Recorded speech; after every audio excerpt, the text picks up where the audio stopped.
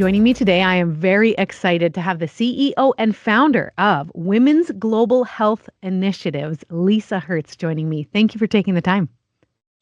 Thank you for asking me to meet you with you today. Absolutely. We're talking about women's and girls' period poverty. And before we get into your incredible solution, I would love for you to just shine a light on what so many girls actually experience, especially in developing countries, when it comes to getting their period and what that means. Yeah, no, it is absolutely a challenge, and the repercussions of not being able to, in a healthy way, in a dignified way, manage your period. So what we've learned, and so many, upwards of, millions, especially in sub-Saharan Africa and elsewhere around the world, where they're using old socks, old mattress stuffing, sitting in sand. Some tribes in Africa sit in sand for 5 days. Others are using dried cow dung, and it is preventing them from living a dignified life, really participating in society, and staying healthy, and which leads to high risk behaviors, sort of selling themselves so they can have money to purchase menstrual pads, for example. And with that, you see a very high incidence of HIV and teenage pregnancy, and all stemming from pretty much, period poverty, the lack of access of healthy and safe, easy to use menstrual products. Well, and like this happens to 50% of the population, Mhm. and this is 25% of your time, pretty much 5 to 7 days every month. And many girls, this prevents them from going to school. Is that correct as well if they don't have the proper? It certainly has that effect where it's, they're missing school because they're afraid of staining their uniforms. What we've seen is also, the mental health aspects of, we take it personally when we can't, manage our health and our periods for some reason because of the stigma and the tattoo and the taboos. We hold this weight that, as women, that, that we've done, almost like we've done something wrong. And this is, so damaging. I look at it as almost like a sense of gender-based violence. It's like we're not there supporting, especially with the education and knowledge of so many in the global south don't even know what menstruation is when they hit menarche, when they start their periods. And we've heard young girls saying that they thought they had Ebola. And this is heartbreaking to hear. Missing school, what you see is there's a huge drop off after puberty, where girls, because they start their period, there's often the thought that they're ready for marriage, they're ready to have children. Not the case. Adolescents are ready for adolescence. It's that transition period between childhood and being an adult, and it's a good 10 years, for a healthy transition to adulthood. And Absolutely. and they do miss school, and there are ways to prevent this, like simple ways to prevent this. Which And brings me to the beautiful question. What have you created as a way to solve this problem in a big way?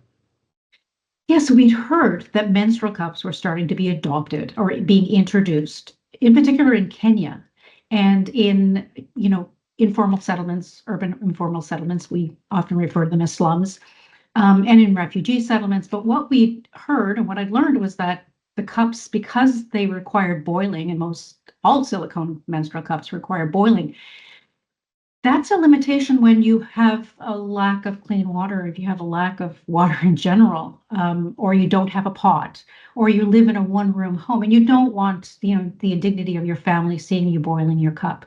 So there was a restriction there in regard to, I don't think that they're going to be able to clean them, therefore they're not, particularly safe. And when I'd heard this, I thought, what if we made one that didn't require boiling? And that's where the idea for the Bfree cup came up. And then knowing of researchers that were working in material science in regard to surface treatments, or, to prevent biofilm from forming, that wasn't exactly like we did create an entirely different solution. It's physically antibacterial, so the Bfree cup is physically, which means a biofilm can't form on the surface. And with that, it means it can be just wiped clean. So you don't even need water to wash it, although it's nice to just have a little bit of water to kind of rinse it out. One Bfree cup can last, for 10 years. Yes. So it or longer, if it's Wow. taken care of very well, it's something that you don't have to go to the shop every single month, for a long period of time. It can carry a girl from, you know, junior high all the way through to secondary, where she has this. There is the risk of dropping it into the pit latrine, which we've heard. So many Totally. lose, but then we try to follow up with, the girls getting access to another. Um, yeah. So, That's incredible. the solution is there and it's become popular. I absolutely love that. I think it's a fantastic solution. What does the rollout look like? Are you able to provide this? And if anything, how can Canadians come alongside this? Oh, thanks for that question. Yeah, no, the rollout, we've had support. We won an international award from UNFPA Innovation first, and then we won a grant from Global Affairs Canada through the Fund for Innovation and Transformation. And what that allowed us to do is to go into the communities we'd already been in. We'd already, delivered these cups to girls in schools in secondary schools, many of which were refugees from South Sudan. And what we saw was, at first it was a slow uptake because, it is different than using a pad. But what we saw after, about 9 months was that 95% of the girls adopted this as their primary means to manage their periods. And then we went back, a few months later, and 100% of them were still using the Bfree cup, and they're still champions. And they help us to sort of roll it out, in the West Nile region, in Uganda in particular, and now in Ghana. We've been in a number of countries, even in South America, Colombia, and whatnot. So there is an educational aspect. There is the training, which I think is really important. We do train the boys and the girls. And I think, from a Canadian perspective, it's being very proud, you know, because it's a Canadian innovation, and the government has been there to support it getting out into the world. And it is changing lives. I mean, we've reached tens of thousands of girls through partnerships, and always partnerships, local partnerships. So it's in the country we have partners that we've developed very solid relationships with. And it's trying to keep that localized approach to, which is I think a Canadian approach. We don't want to go in there and sort of take over, but to work with the stakeholders and communities so that the solution is kind of homegrown, but with the pride that it is a Canadian invention, and it's manufactured in Canada as well. And that was That's important to us. Yeah. incredible. Yeah. I'm proud of you guys. I think this is an incredible product. This week, kind of shining a light. There's something happening, or like, what is this week? Two things this week. It's a busy week in regard to celebrating, of course, Canadian Innovation Week, which we were very happy to get attention in regard to a Canadian innovation that's really making its mark in the world. As well as on yesterday, May 28th, was International Menstrual Health Day. And, celebrations all around the world, even parades. And it's nice to see from Nepal and in Africa and Europe and South America. So it's wonderful to see menstruation or periods being recognized and really sort of hammering home Talk. that information that, this is a normal, biological, healthy experience 25% of our lives for 40 to 45 years. We're menstruating. This is very normal, not a disease. Yeah. But we also have to be compassionate to those that do have pain. And it's not just a period for some people. It is, something that many people, suffer greatly from. We have heard, though, that those using menstrual cups experience less pain. And I say that menstrual cups in general. Yep.